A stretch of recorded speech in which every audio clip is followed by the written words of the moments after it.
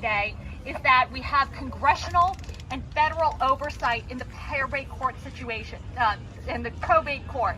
Now, why that's important is we are a country that is founded on a system of checks and balances, and this should be no different whatsoever. The second piece is we're calling for a bipartisan effort in order to evaluate and make change to this. This can affect any American.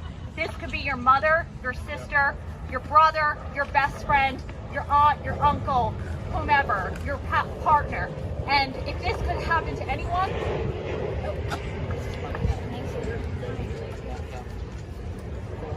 that's okay, I got it. Can everybody hear me better? Outstanding, thank you so much. Again, one person can make a difference, so thank you very much. So again, we are calling for a bipartisan effort to get both sides of the parties to come together and make an impact. This affects every single citizen out there. This could affect you. So we're going to be putting together on our website the ability for you to contact your legislators in Congress and in Senate to send them a letter to say, this is important to me, and we're going to make it really easy for you guys to do so. So over the next week, please go on the freebritney.org website, freebritneyamerica.org website.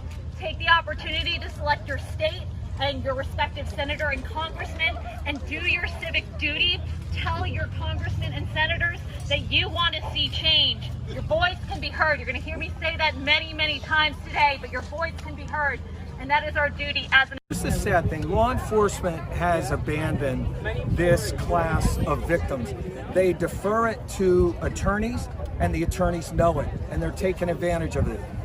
We use Britney because of her celebrity, because it puts a face and a voice on this, because there are thousands, we estimate 10,000 a year, victims who never get talked about in the news. No one ever hears about them.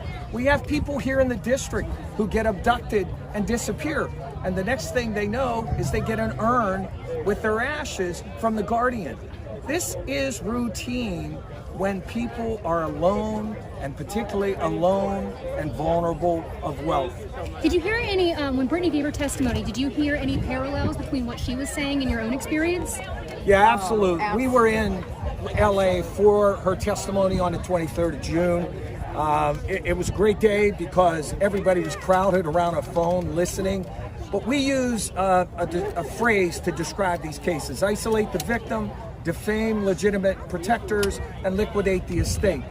Britney has been isolated in plain sight now for 13 years.